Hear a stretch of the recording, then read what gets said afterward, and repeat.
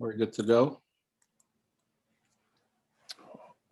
Okay, good evening and welcome to the Finance and Claims Committee meeting for Thursday, June 10th, 2021 at 7:02 p.m.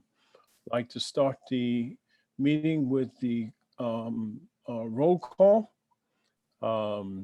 Council Member David Hooverman. Present. Council Member Tom Keegan. Here. Council Member Nick Sacinelli. Present.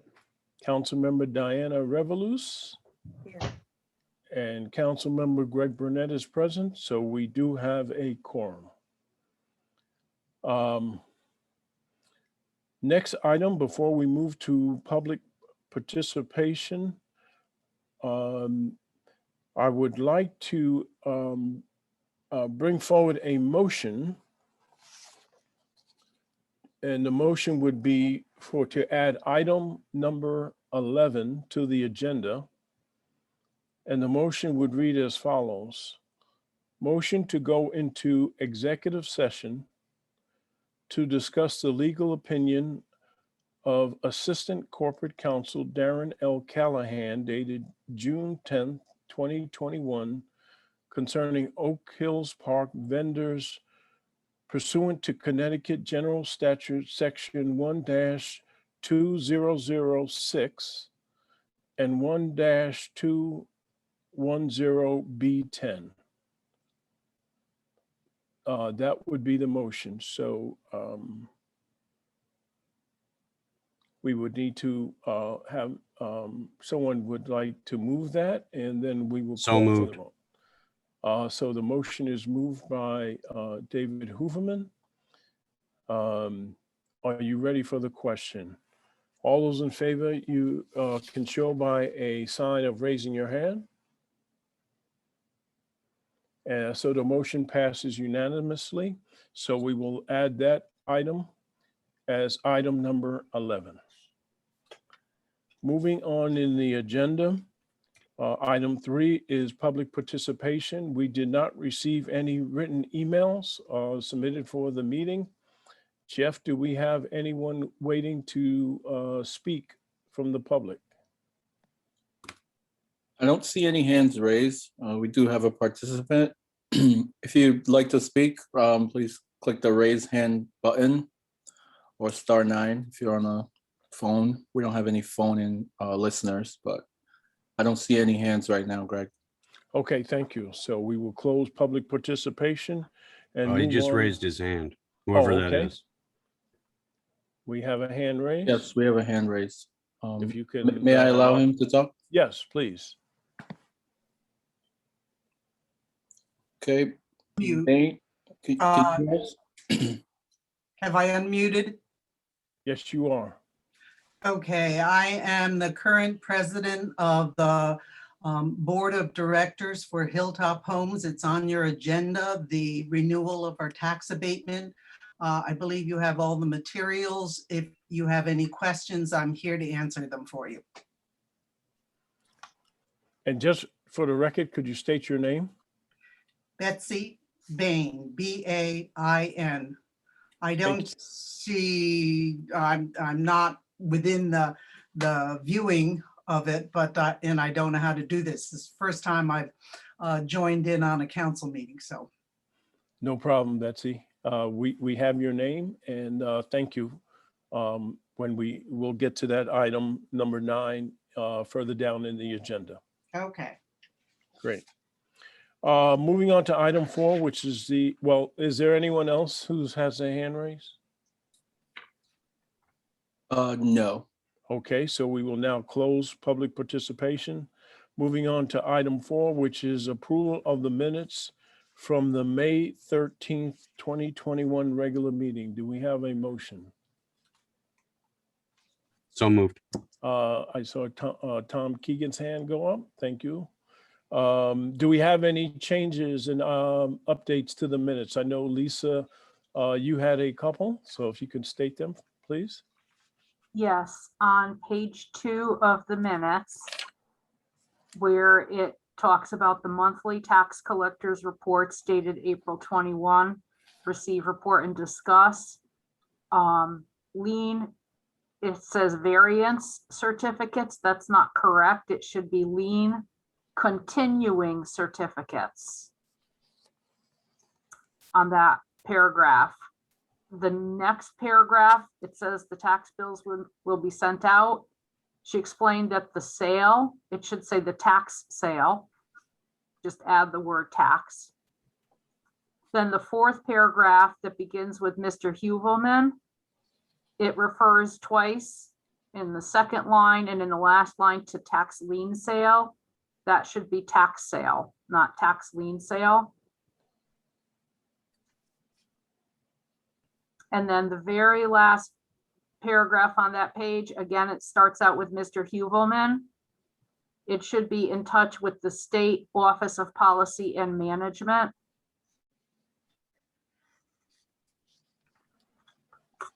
And those are the only changes I had. Okay, thank you. You're welcome. Are there any other changes or additions, deletions to the minutes?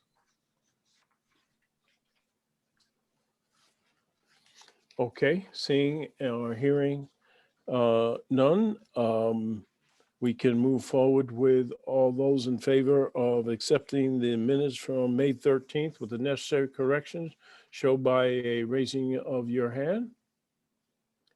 Okay, we have Councilmember Hooverman, Keegan, and Burnett, and Revolus.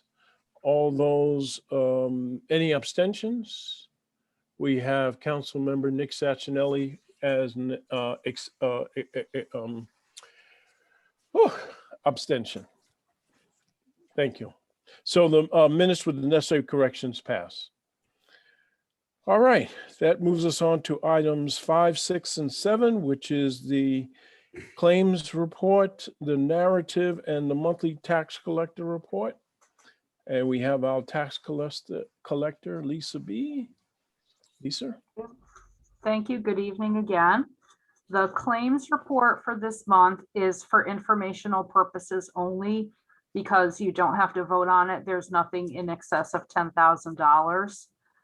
It's basically a lot of motor vehicle credit refunds and a few real estate, but nothing of a high dollar amount. But the information is there for you to exercise your oversight function.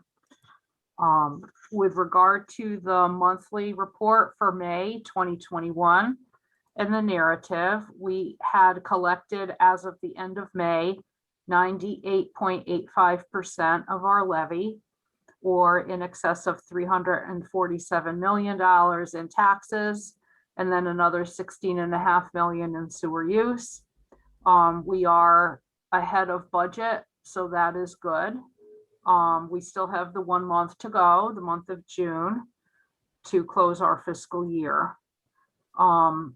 With regard to delinquent collections, we are, as of the end of May, at 4.8 million collected on the tax sale since November of 2019, with 137 properties paid in full through the end of May. We sent out a formal demand letter this week. We're starting to get some more phone calls about that. The actual posting of the list of properties that are included in the sale will likely occur probably within 4 to 6 weeks of now. We are still working on that. We took a bit of a pause from the tax sale to try to implement our new billing because we have our new tax bills that are being issued this month, later this month. They're at the printers now. So you can expect to receive them sometime the week of June 21st is when they'll be mailed. We are extending our collection period into the month of June rather than waiting until the end of the month to mail the bills. They're technically due July 1st, but we already are receiving payments in June. It just makes it easier for our customers if we're able to get the bills out earlier. It gives people time to budget and plan. The last day to pay is Monday, August 2nd. August 1st falls on a Sunday this year. There is no extension There's no COVID-related extensions authorized by the state this year. So we're back to a normal collection cycle where we'll be busy during the month of July, and the 2nd of August is the last day on which to pay. We have the arrangement again with some of the bank branches where people can go directly to the bank and pay in person there, or they can pay in our office. We are open, as is the rest of City Hall. So people can pay in person, they can pay online, by mail, by telephone, and so forth, just as in the past. But just keep an eye on your mailboxes, because you should be getting your bills around that they're going out the week of the 21st. There were no major issues with the billing so far, but I'll be glad to answer any questions that you may have.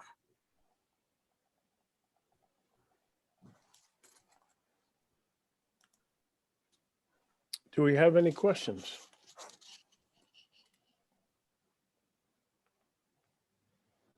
So one question, Lisa. So going back to our tax collection rate, we're ahead as to where we were last year at this time, which is a good thing. Any assessment on how do you feel we're going to finish the fiscal year, or are we in a good position, or? I believe we're in a very good position.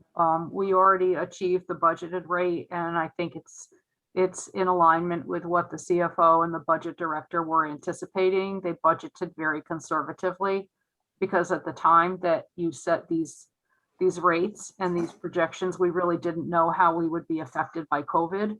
That was in the very early stages of the pandemic, but we were able to maintain the rate, which I think, was obviously a positive for the city. The only thing that worries me about the coming year is the fact that we do have that 3-year motor vehicle registration cycle now. And I do anticipate that we're going to see some kind of a dip in motor vehicle collections, because many taxpayers do not pay their vehicle taxes until they need to register a vehicle. So they will now have 3 years instead of every 2 years before we are able to compel them to pay, because they need to register a car. The good news is that our motor vehicle levy is not that big of a portion of our overall levy, but I do anticipate some issues with that. A lot can happen in a year. People move, things like that. So you may see something with that, or it may just be harder for us to collect. It remains to be seen. That was a change made by the state. It had nothing to do with the city. So is there any adjustment or plan B that we can put in place as a result of this change that the state put in with the 3-year period? What adjustments can we make? The adjustments that I'll be making is we'll still be sending past due notices, but if we have motor vehicle taxes that are significantly high, we will either do wage executions or bank executions, or we've actually looked into getting a boot, which is what the parking authority uses for parking delinquencies. So I would be able to send the state marshal out with a boot to boot, after providing notice and warning and so forth. There's procedures that we have to go through before we try to enforce in that fashion, but that is a possibility. They do it in some other jurisdictions. I'm not able to go out and put the boot on myself, but I would send a state marshal out to do it. Is there a certain clip level that you would initiate that? Obviously, that's not the very first thing we'll do. No. We'll try to contact the individual and Oh, yeah. send them information and give them opportunity. So Yes. is there a certain level that would activate that type of response? Yes, high dollar amount or high volume Okay. accounts. Like if I had a fleet of vehicles where a construction company where they owed $10,000 worth of motor vehicle taxes and they were not paying, something like that, or very, very high dollar amount, just like we do with tax sale. We start with high dollar amount or number of years back. And because there are so many vehicles in Norwalk, we would not enforce it against everybody at the same time. It would be an unworkable situation for everybody but selected accounts. And I think also publicizing that we were doing it, I think that would make a difference as well, and perhaps compel some people to prevent the problem before it occurred. But I would want to talk with the administration about it. That's not something we're just going to do overnight. Great, thank you. You're And any other questions related to the claims report narrative or monthly tax collector report?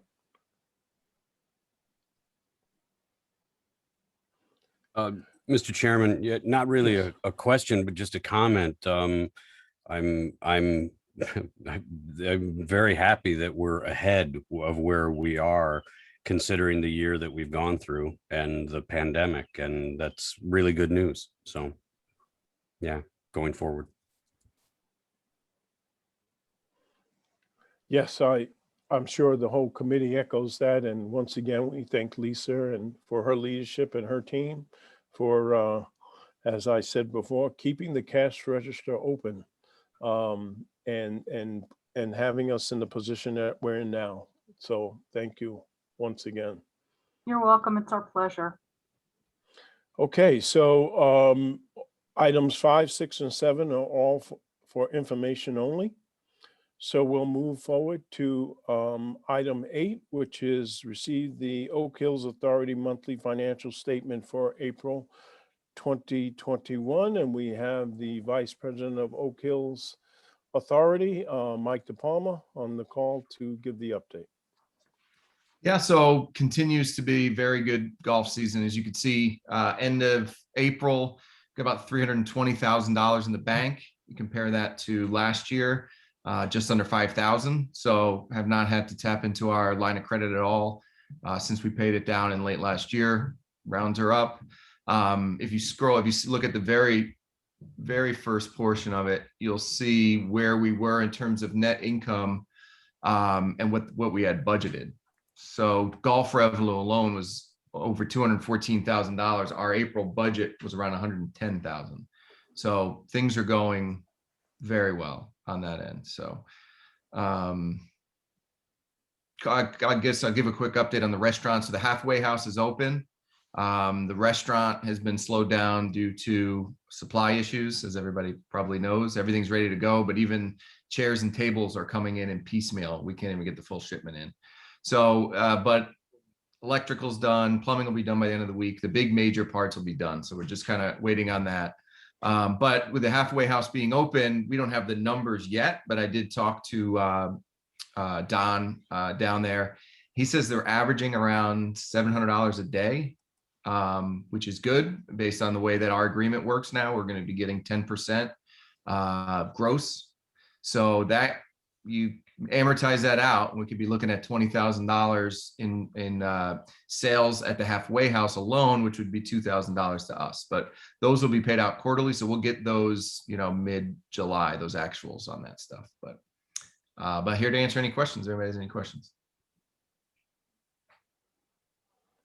Thank you. Do we have any questions for Oak Hills? It's just great to hear that everything is moving in the right direction, a positive direction. And we're really at, the start of the, season has started, but the prime part of the season is on its way. So That's it. Pray for sunny days. All right. Thanks, guys. Thanks, okay, everybody. thank you. Thank you for that update. Moving on to item number 9, which reads as follows. Now, therefore, be it resolved by the Common Council of the City of Norwalk, one, that pursuant to Norwalk City Code, Chapter 58, the mayor is hereby authorized, directed, and empowered in the name of and behalf of the City of Norwalk to execute the attached tax abatement agreement and any amendments or revisions thereto, provided such amendments or revisions are not of a substantive nature. In general, the tax abatement agreement is designed to abate the municipal real estate taxes of the Rowayton Senior Housing Corporation for a period up to 40 years, except there will be a payment in lieu of taxes as more detailed in the agreement. And there's also a second part to this, which is B2. The mayor is further authorized to provide such information to execute such other documents in connection with this tax abatement to or with such agencies of federal or state governments as may assist the Rowayton Senior Housing Complex in meeting its commitment to make payments in lieu of taxes to the city. Do we have a approval on this particular resolution? Well, I shouldn't say approval. Motion, I'll move like the to- item. Yes, thank you. Councilmember Nick Sacinelli moves this resolution, and we have with us our tax assessor, Bill Ford, who is on, and also from corporate counsel, we have Matt Sapienza. Thank you, Matt. I appreciate that. Okay. And as mentioned earlier, Betsy Bain was on if we have any questions. So Bill, over to you. You're muted. Bill, you're muted. Thank you, sir. Sorry about that. What we have here is an ongoing abatement for the Rowayton Senior Housing. It is an affordable housing complex for seniors within the city. It provides the opportunity for seniors that would not be able to afford to stay in the area to remain in the area. So it's limited income individuals. The effect of this is revenue neutral for the city because this is already an abatement that is in existence, and we're just continuing the abatement at this time.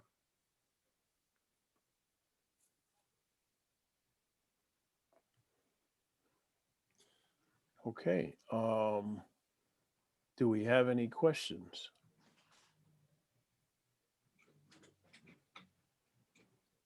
So as you mentioned, this abatement is currently in place, and this is extending it, an extension of an abatement that's currently already in order. Yes, sir. And I could add that it was originally enacted in 1980, and per our ordinance, the city is allowed to offer an abatement for a period of up to 40 years. And so this is the time that the 40 years are up, and that's why it is being sought for renewal. And just to confirm, the renewal is for another 40 years? Yes, sir. Okay, thank you. Okay, very good. I don't anticipate that the finance committee will still be here in 40 years, but. Well, there'll be a yes, committee, just not there'll us. be a committee, just not us, right? Okay, Nick, Councilman. Yeah, I'm sorry. Just quick question. Does anybody know how many senior centers have similar abatements? I believe we have 6 affordable housing complexes in the city, I believe, that have this type of abatement. And what is the process to establish these types of contracts, just out of curiosity? The majority of them were originally done through federal financing. So when they received their initial federal financing 40, 50 years ago, I'll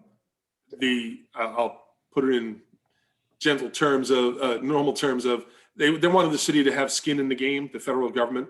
They were giving low interest loans. So the jurisdictions provided some tax relief. Okay, thank you.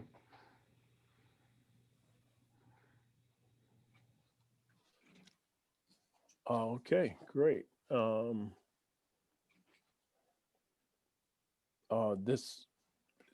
obviously is a good thing to do and to keep in place with, helping our seniors. So anything we can do there is a positive. So with that, Chairman Burnett, I believe yes. Ms. Bain has her hand raised. Oh, okay, I didn't see that. Betsy Bain, would you like to say anything or share? Just, just to add, this is a 24-unit facility that is devoted to low and very low income individuals. By HUD regulations, we must give the first vacancy of the year to extremely low qualified people. So we will never have residents there who are not within the category of low income.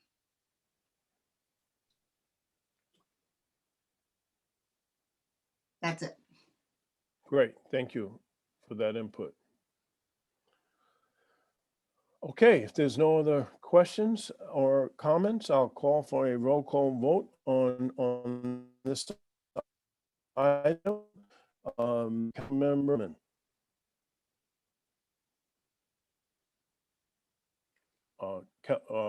roll call vote. Councilmember Hooverman.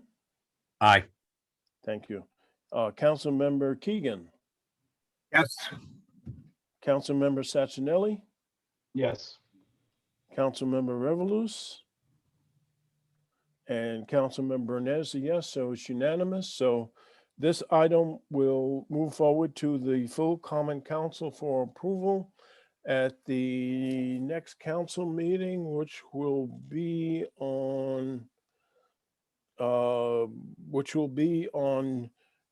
June 22nd.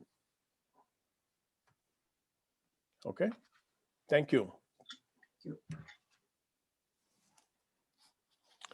Moving on in the agenda to item 10, which reads as follows.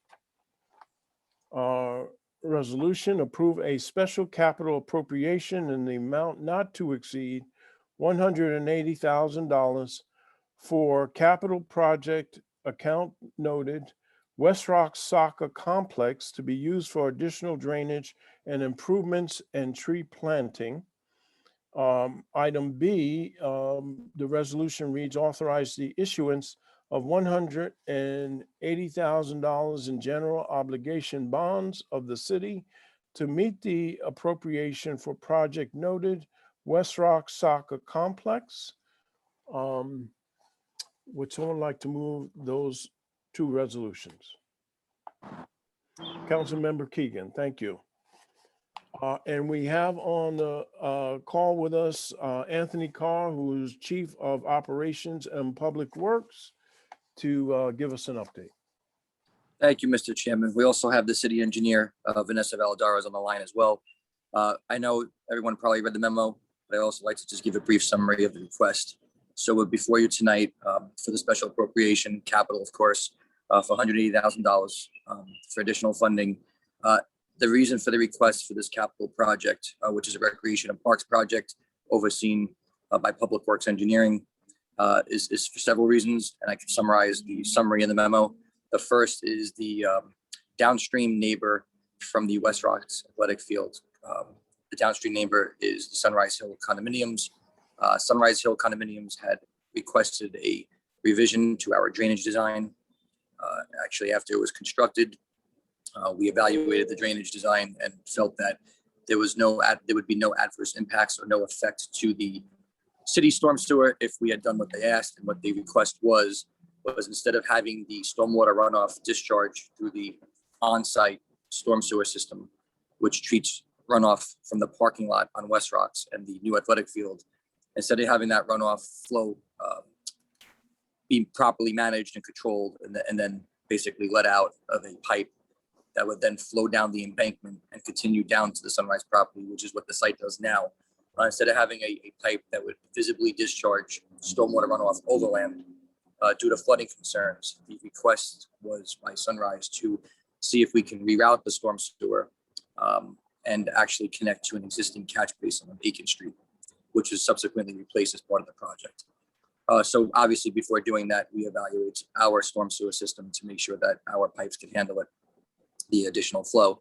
And we determined that there'd be no impact to the city sewer. So originally, the water was going to run down the hill as it does now in existing conditions or pre-development conditions and reach Sunrise.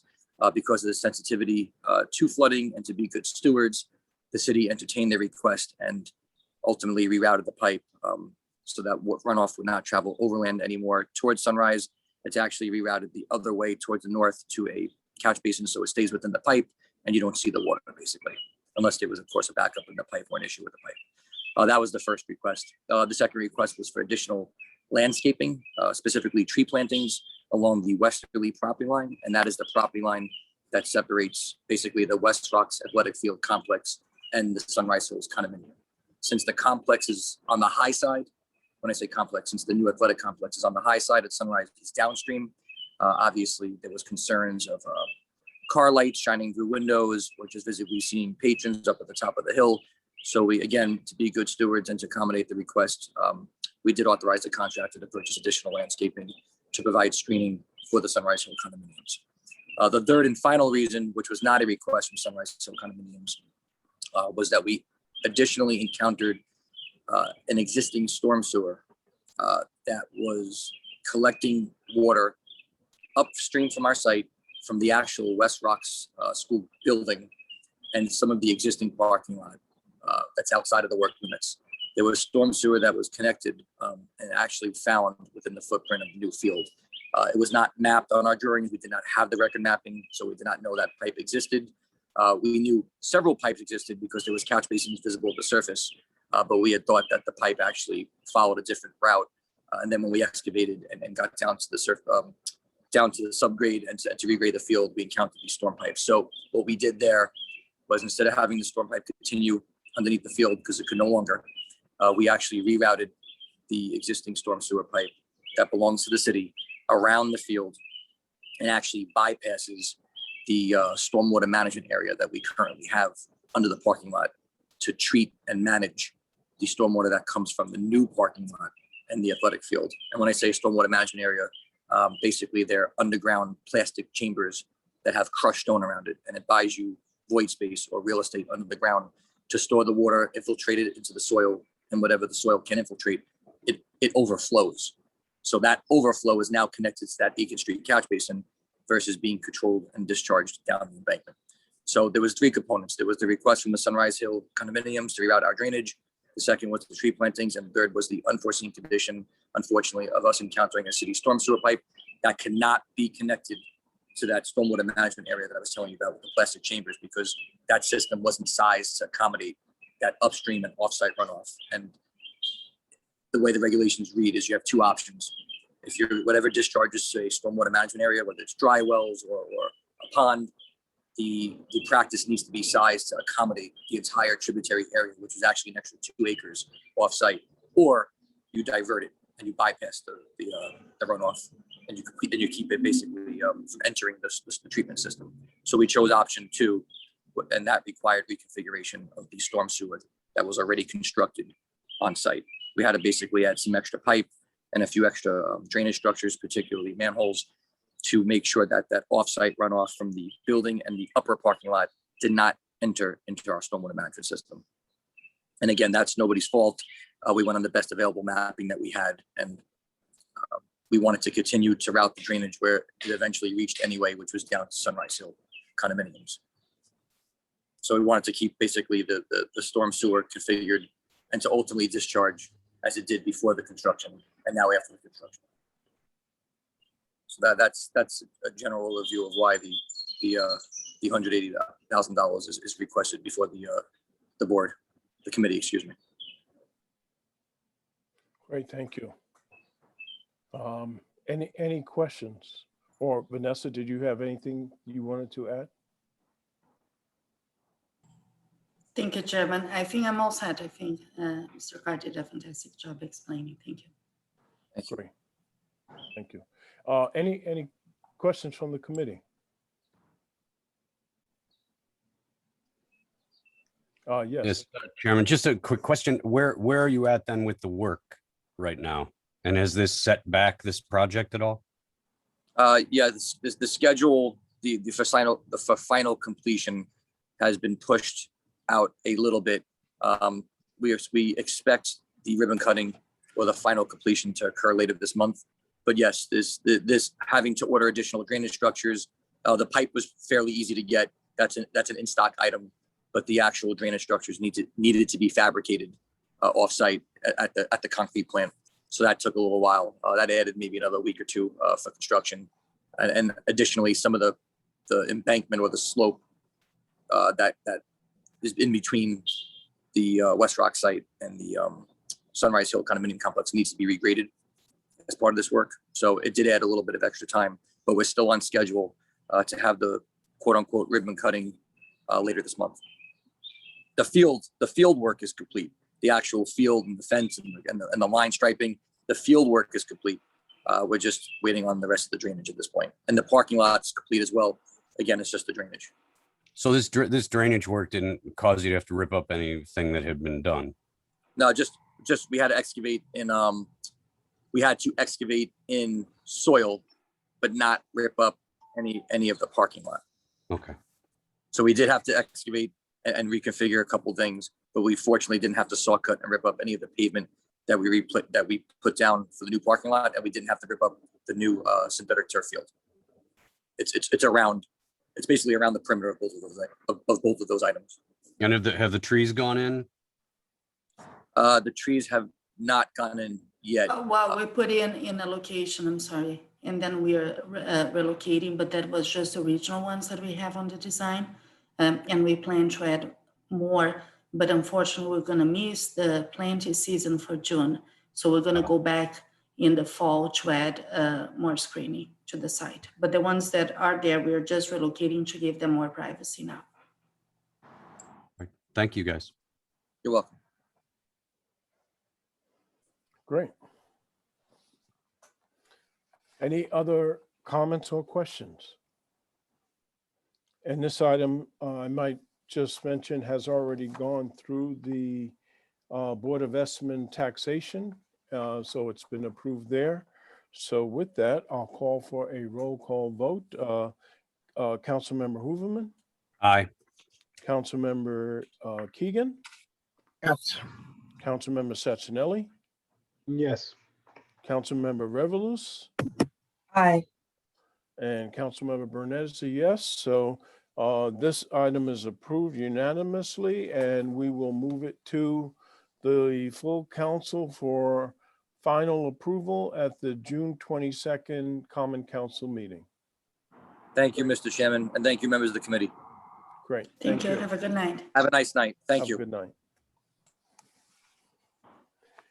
Okay, so with that, we will now move into executive session, as mentioned earlier, to cover item number 11 that was added to the agenda. So, hopefully, let me ask, did everyone receive the Zoom link for the executive session? Okay, good. Yes. So, Jeff, I will remain on this call Councilman until, Burnett, yes. I think there was a motion to add it to the agenda, but I'm not sure there was a motion yet to go into executive session. Right, no, we have not moved that motion. We're going to get there. So, Jeff, just from a procedural standpoint, I will remain in this meeting until, as you leave, open the executive session, and then when you come back, I will join the executive session. And then once we are finished, I will come back to this meeting so we can adjourn. Yeah, so just a quick thing on that. You can leave because I set up another computer here. So I have two computers, so I can actually jump in that for the executive session and then keep this account open here. I'll start that meeting. I'm assuming you're gonna be in there, Chairman? Yes. So I'll make you the host of that meeting and then I will leave. And then whenever you are done, just come back to this link and adjourn. Okay, very good. Thank Okay. you. Yep. And technology at its best. So with that, do we have a motion to go into executive session?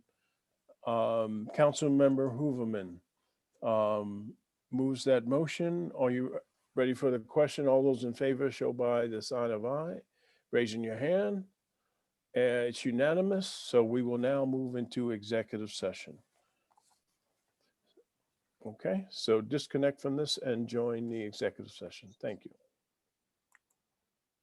Executives, Sorry, go ahead, Greg. thank you. We are just finishing the executive session, but I wanted to come back to adjourn this meeting at 7:59 PM. Perfect. Okay, thank you. And now you can start the joint meeting of the Board of Ed. I will go into that meeting and let them know that the committee will be joining shortly. Thank you. Thank you.